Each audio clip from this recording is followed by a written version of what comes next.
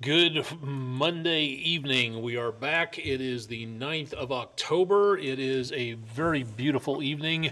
No problems at all being seen at this time, so not too bad for the time being. But as we go into the end of this next week, we may be seeing some problems, especially where it comes to anything involving the eclipse. Now, again, last week we said it was a pretty good lock for the potential of anything involving rainfall, and then that kind of faded a little bit. Now it's kind of come back by a little bit. We'll talk more about that coming up here in just a little bit. This is Weather Overtime. If you've never joined us before, I'm Chief Meteorologist Austen, keeping you updated as to what's going on with weather in and around the Tennessee River Valley and keeping you updated around the area of northeast Alabama, north Georgia, southeast Tennessee, and back into western North Carolina.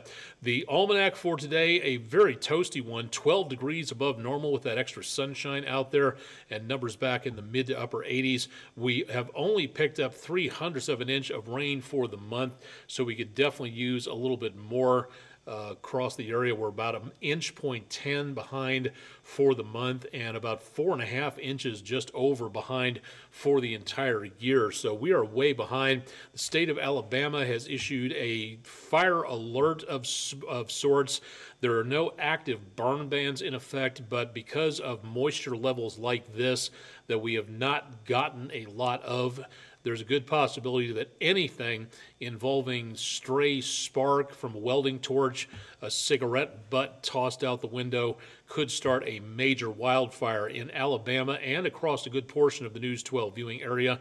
So we're going to need a little bit more of a soaking than what we got last week, which wasn't all that much, and we could use a lot more of it, but that's not happening anytime soon.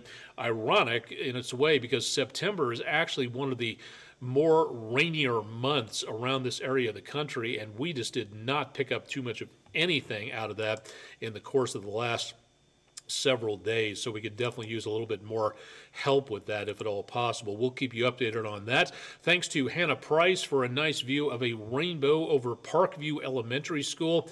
No sign of the pot of gold at either end of the school at this point in time, but that's our Monday West Shore Home weather window picture of the day.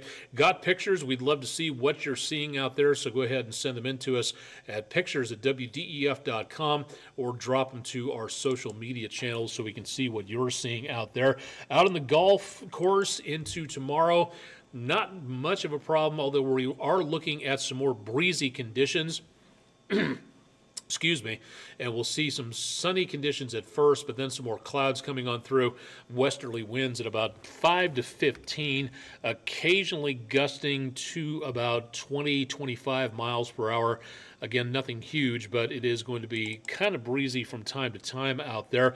A lot of clouds over the area of Island Cove, mainly into northern parts of Tennessee, viewing area counties for News 12, but otherwise not seeing, again, a lot of anything out there.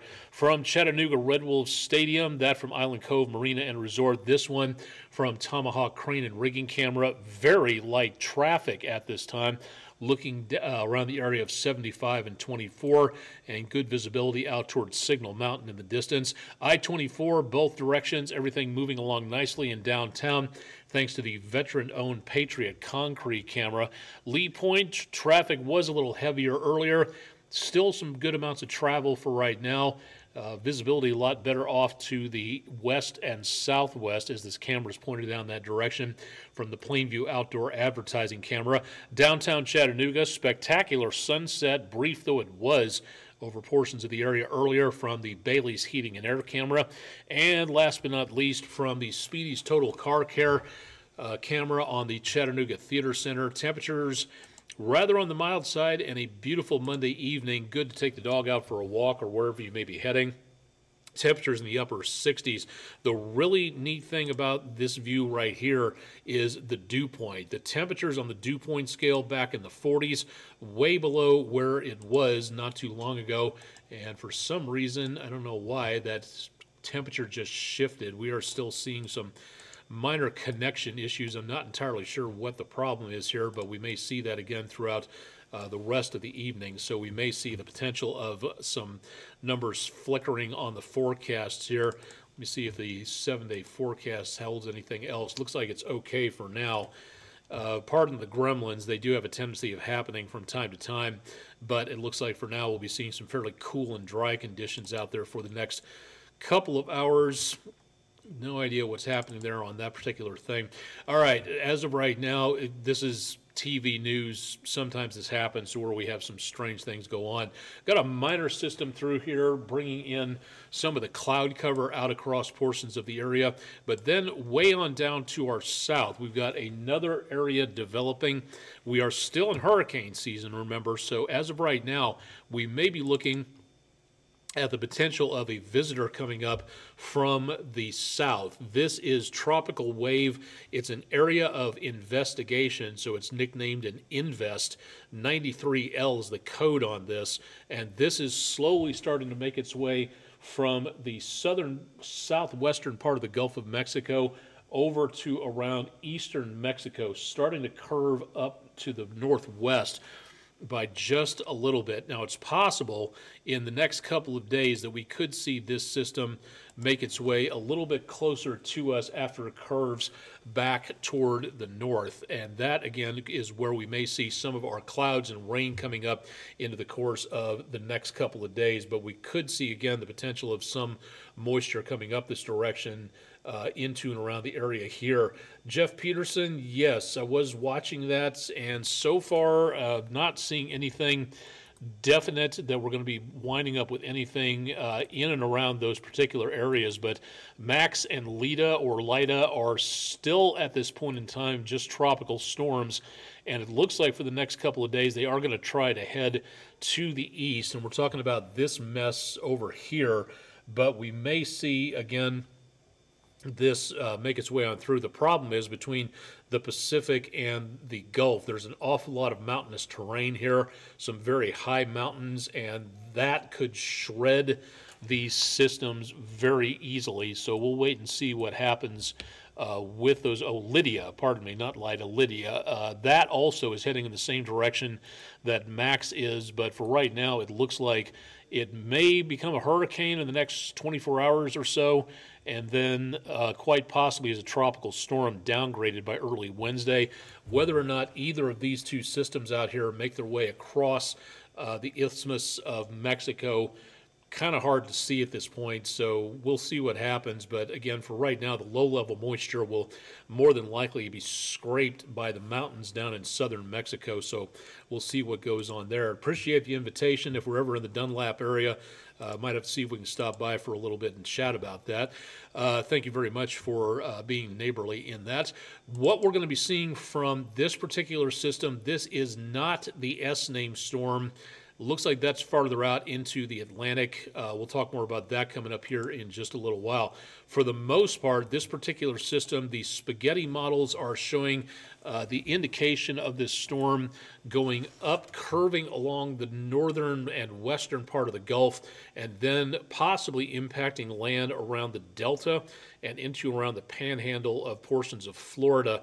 Again, with areas like this, with the area of low pressure rotating around, this could, as it gets a little closer to us, push a lot of moisture up our direction. So we might see the potential of some rain coming in with this system, maybe some breezier conditions as well.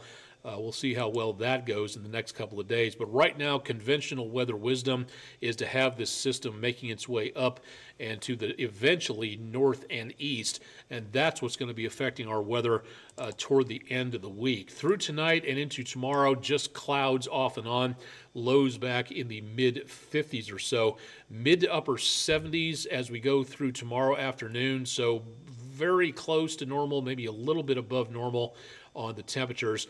More clouds expected by early Wednesday morning, temperatures back in the lower 50s, upper 60s, close to 70 degrees for Wednesday afternoon. Computer models putting in a shower or a thunderstorm around Atlanta on Wednesday afternoon around drive time. And then as we get closer to around Thursday morning, if you live in northwest Georgia, northeast Alabama, the computer model's putting in a decent amount of some showers taking place. For right now, the problem with this is the farther north this moisture goes, the more it gets into some very dry and very stable air, so doubtful a lot of this is going to remain, and probably won't see too much out of this. We're still a couple of days away from this, so going to wait and see what exactly this winds up being. But for Thursday morning, between us, our counties here in the News 12 viewing area, and Atlanta, there could be some showers, could be a slow travel route between Birmingham, Atlanta, and Chattanooga, so something to think about there. That moves off into early Thursday afternoon, and temperatures once again back into the mid to upper 70s with a few clouds mixed in with some sunshine, so decently mild there. The main thing we're looking at for us across much of the area here will be the potential of some rain coming in Thursday and Friday. Now, hopefully that leaves. We'll take a look at the forecast for, again, Friday into Saturday, but for right now, Thursday and Friday appear to be the best opportunities for rain. Kind of breezy tomorrow. Again, not enough for a wind advisory, but we will see again some scattered showers by the end of the week. And then into next week after this, next Monday, that's where the temperatures really start to bottom out by just a little bit, back in the lower 60s, and lows possibly dropping into the lower 40s. Still not seeing any temperatures near freezing, so I really doubt we're going to be seeing too much of anything else from that particular system coming on through. But again, that's the best chance of rain we've got, and we could use the rainfall, so hopefully we'll get something out of this anyway into the next couple of days. All right, focusing in on the weather specifically, again, the annular solar eclipse, so named because it won't be a total solar eclipse. The path of maximum coverage of the eclipse will be well to our west. We will see about a 50% coverage chance. Again, kind of looking like part of an Oreo covering the frosting. That's about as much as we will see here in and around the News 12 viewing area. What we're looking for in the way of rain, and this will change into the next couple of days, so that by the time the eclipse begins right before noon, comfortable temperatures and maybe a shower left over, so some mostly cloudy skies. Hopefully that clears by the time the eclipse is over with. Maximum eclipse will occur at about 1 o'clock, and then the eclipse will be over with within about 90 minutes after that, and some temperatures will be a little cooler thanks to the sun being blocked out by the lunar surface. So we will see maybe some lower temperatures by just a little bit, but hopefully we get rid of the rainfall. Now, right now, I'm taking the optimistic route of saying isolated showers. Hopefully that's not the case. Hopefully we get cleared out, and there's still plenty of time. We just have to actually get there to where we get the potential for the rain to leave out of the picture. But for right now, it's improving, but it's still not perfect, where we could see the potential of some problems with the rainfall out there. And that, again, is what we're hoping for. This is, again, kind of a once-in-a-lifetime thing to be able to see at some points. Really neat to be able to take a look at this. And for those of you who say, ho-hum, it's just the moon going in front of the sun, the lineup of both of those celestial bodies doesn't occur all that often. It does happen from year to year, but where you can actually view it yourself safely, that's one of the coolest things about astronomy, is being able to look at events like this. It's an event that we can all marvel at. It's something that can really improve our knowledge of science. It's just something you don't see every day, so it's really neat to be able to take a look at this. And hopefully we get a chance to see this. Hopefully the clouds begin to head out of the picture and stay out of the picture. We'll be monitoring that in the next few days to see what happens. All right, for right now, the last that I saw, and I did not update this before I made my way on to the interwebs for tonight, but the last I checked, it was 20/20 on the percentage for the next 2 to 7 days. That's good news on that. For our next visitor, and this one looks like it may be the S-named storm, which would be Sean, S-E-A-N. That'll be coming up in the next few days. This one just off the coast of Africa. The one in the Gulf way over here, several thousand miles to the east.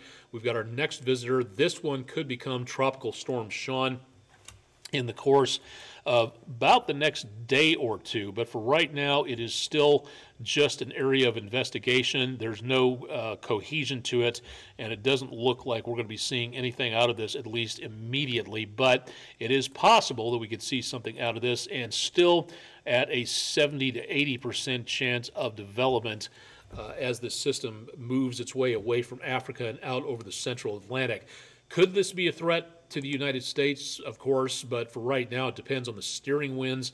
And if it's going this far northwest this quickly, I doubt we're really going to be seeing too much of anything out of this. It looks like this is maybe destined to be another fish storm, so hopefully it'll stay that way.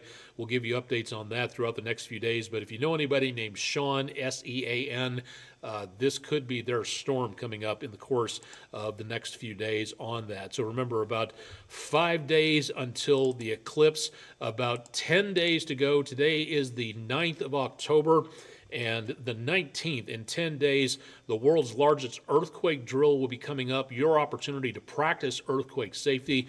Yes, we don't get many earthquakes around here. I get that. But to be better prepared for earthquakes, for tornadoes, for anything that might happen, instead of running around trying to figure out what your plan is when a disaster happens, planning ahead of time, best idea possible. Winging it is not a plan. So if you're able to get something like this taken care of and participate in this drill to learn more about earthquakes, to learn more about what may happen, and to how you can be better prepared for communication, for supplies, for making certain that you have a plan in place. Where's the best place to go to?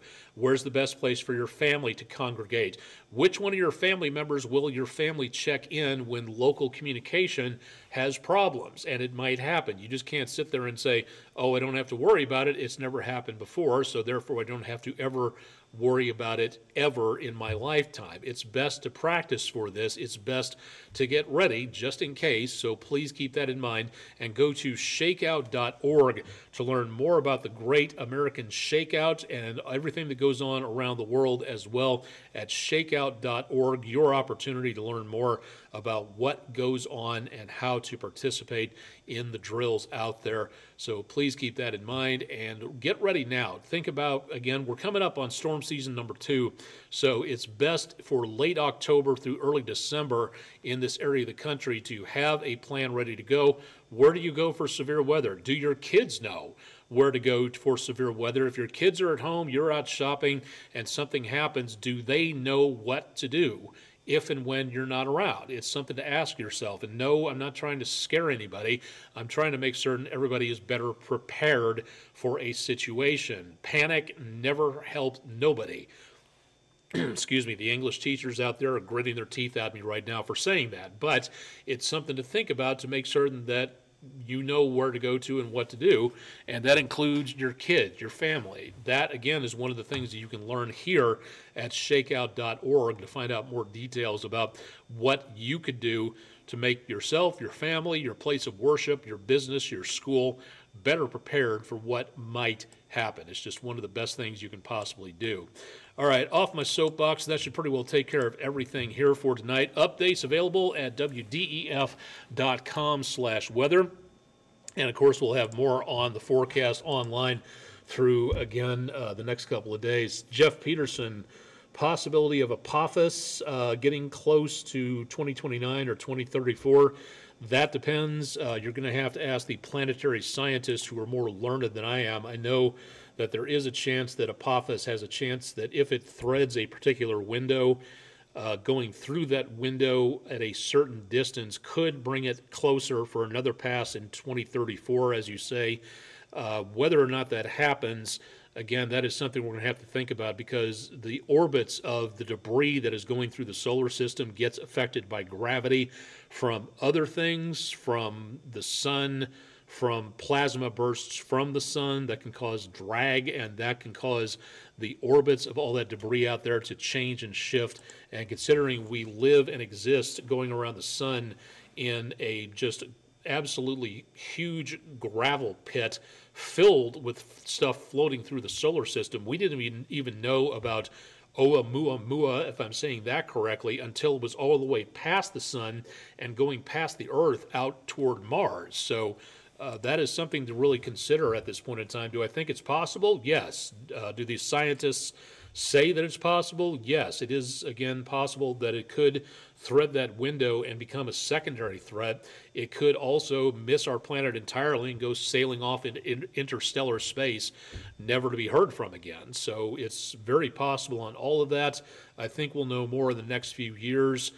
This could be a great opportunity to practice asteroid deflection, studying the asteroids so we know exactly how to move stuff like that out of the way so that we keep our planet a livable, breathable atmosphere where we all can exist. And I think that's very important for everybody to think about, and that's something to think about when you're electing your next officials. Do they know about science? Do they know anything about the asteroids that float around the solar system, and about how the better we know about science and things like asteroids and mathematics and engineering and technology, then the better off we will all be protected from a planetary extinction event. And as Neil deGrasse Tyson has said, the asteroids, the dinosaurs never saw their asteroid coming. What's our excuse for not knowing when something like that becomes a threat?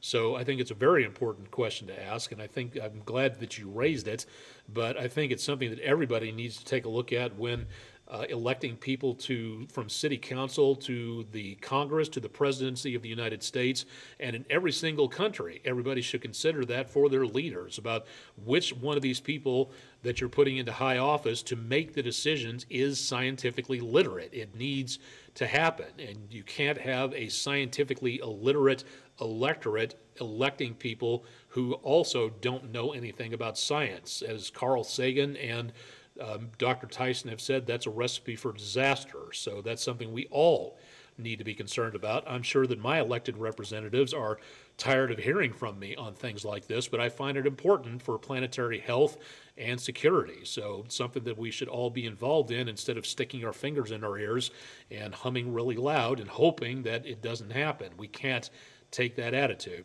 All right, that should do it for tonight. I'll have more on News 12 at 11. Chip Chapman will have more on the forecast. Hopefully no computer gremlins interrupting him either for this evening. And of course, we'll have more throughout the rest of the week, so stay tuned for more on that. As always, check out the forecast and a repeat of Weather Overtime that's always available at WDEF.com/weather. I'm Chief Meteorologist Austen Onek. This has been Weather Overtime for Monday, the 9th of October. Happy birthday again to my wife, celebrating her 29th again birthday. Not going to tell you how old she is because even I don't know, really. But happy birthday to Melissa.